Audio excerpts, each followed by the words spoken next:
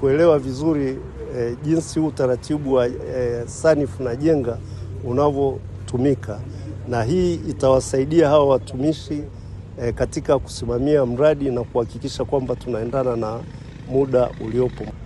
Swala la kuhakikisha kwamba mradi unakamilika ifikapo Mei 2027 halina mjadala. Kwa hiyo timu nzima kwa maana ya mkandarasi, kwa maana ya mhandisi msimamizi na sisi TARURA na serikali kwa ujumla, tutahakikisha kwamba changamoto zote zinazojitokeza zinatatuliwa mapema ili kuona kwamba tunafikia lengo la tarehe ambayo tumejiwekea. Mabadiliko makubwa sana kwenye usimamizi wa mkataba, ikiwemo kwa mfano kupunguza hoja za kikaguzi, kuhakikisha miradi inakamilika kwa wakati, kupunguza ongezeko la gharama na ucheleweshaji na migogoro, kwa sababu miradi mingi pia inapelekea migogoro kama hamna utaalamu mzuri wa usimamizi wa mikataba. Sisi kama TARURA na hasa kwa majiji, kwa mfano Dodoma, Dar es Salaam, kumekuwa na miradi ambayo inahitajika haraka kwa sababu Dodoma ndio inajengwa sasa hivi. Kwa hiyo kuna miradi ambayo inatakiwa ianze na kukamilika kwa wakati, kwa muda mfupi sana. Kwa hiyo mafunzo haya sisi tunayachukua na tutakwenda kuanza sasa kutekeleza kwa miradi ile ambayo inahitaji utekelezaji na ukamilishaji wa miradi kwa muda mfupi sana.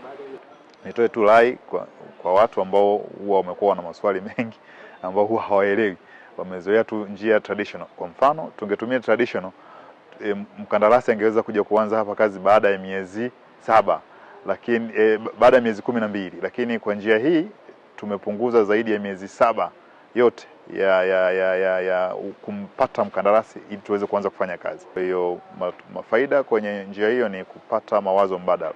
Sisi tunasema tunataka kitu cha aina gani, standard za aina gani, lakini tunaweza kupewa sasa na yule anakuja kusanifu na kujenga kitu mbadala na kwa wepesi zaidi, kwa sababu teknolojia inakuwa.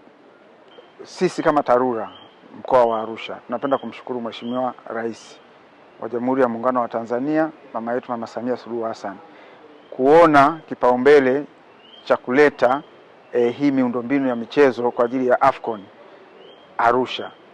Inakwenda kukuza utalii kwa kiwango kikubwa sana. Wote kwa pamoja tutafanya kazi usiku na mchana. Consultant anajua, mkandarasi anajua, wasimamizi kutoka makao makuu anajua, na sisi kwenye ngazi ya mkoa tunalifahamu hilo.